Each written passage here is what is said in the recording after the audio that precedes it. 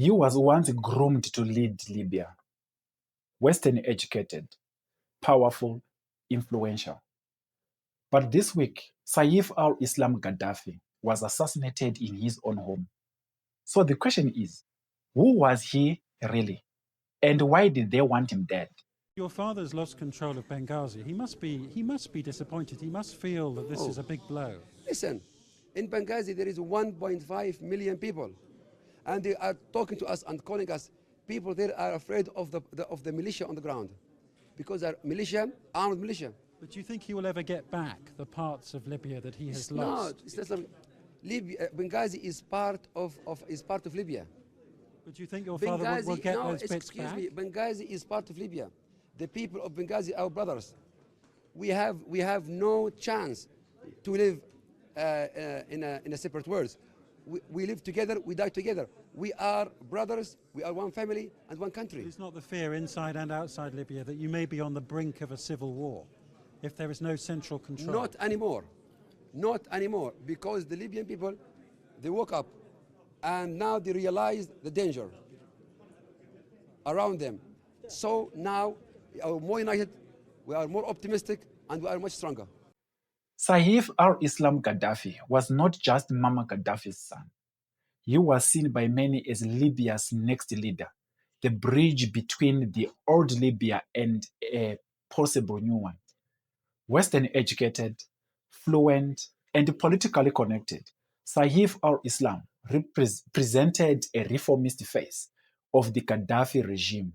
He held a PhD from the London School of Economics. He negotiated with the West. He helped normalize Libya's relationships with Europe and the United States. Before 2011, many believed he, not his father, was Libya's future. But after NATO's intervention and the collapse of the Libyan state, everything changed. Saif al-Islam was captured in 2011, imprisoned in Zintan, sentenced to death in absentia, and later released under an amnesty in 2017. For years, he stayed in the shadows. Then he made a dangerous move. He attempted a political comeback. In 2021, he registered to run for president, tapping into deep nostalgia among Libyans who remember stability before NATO bombs, militias, and endless chaos. And that brings us to why he was killed. First reason, Saif al-Islam represented a symbolic threat to militias, warlords, and foreign interests benefiting from a broken Libya. A unified political figure with the Gaddafi name was dangerous. Second reason, he challenged the post-2011 order.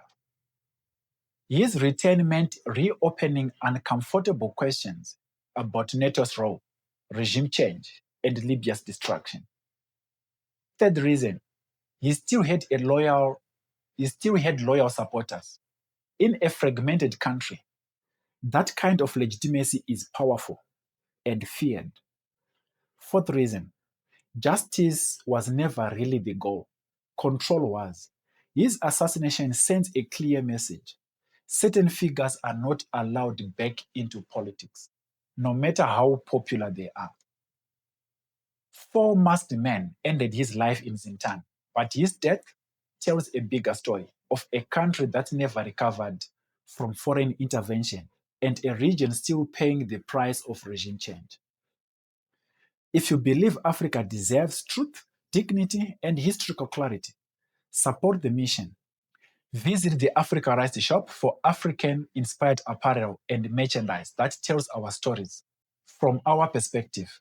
Link in the description.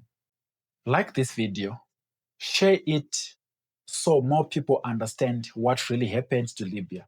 And comment below, was Saif al-Islam a threat or a missed chance for Libya? I'm 𝒂𝒊𝒔𝒆𝒔. This is Africarized. We don't just report history, we question it. See you in the next video.